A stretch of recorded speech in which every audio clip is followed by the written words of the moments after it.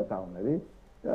Youth vote కొంత జనస్వరాజ్ పార్టీకి tilt అయినా కూడా కొంత కొంత శాతం అటు పోయినా కూడా మేజర్ పార్ట్ ఎన్డీఏకు వచ్చేది.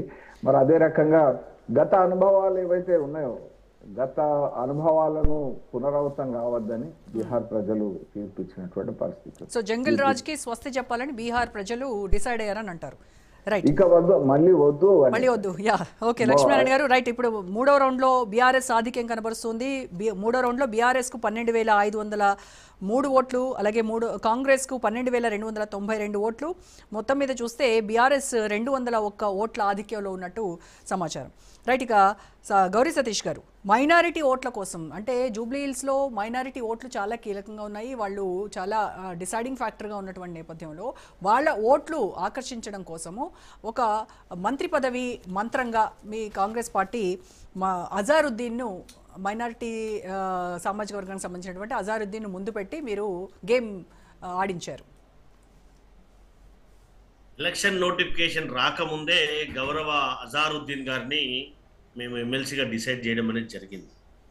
గత సాధారణ ఎన్నికల్లో మాకు 16,000 తేడాతోటే మేము ఓడిపోవడం అనేది జరిగింది. మనం వాస్తవాన్ని గ్రహించాలి.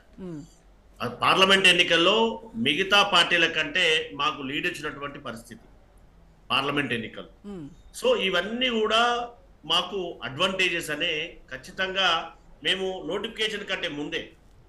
కానీ అంటే జూబ్లీ హిల్స్ అభ్యర్థిత్వానికి పనికిరాని మనిషి మంత్రి పదవికి అర్హులయ్యారా?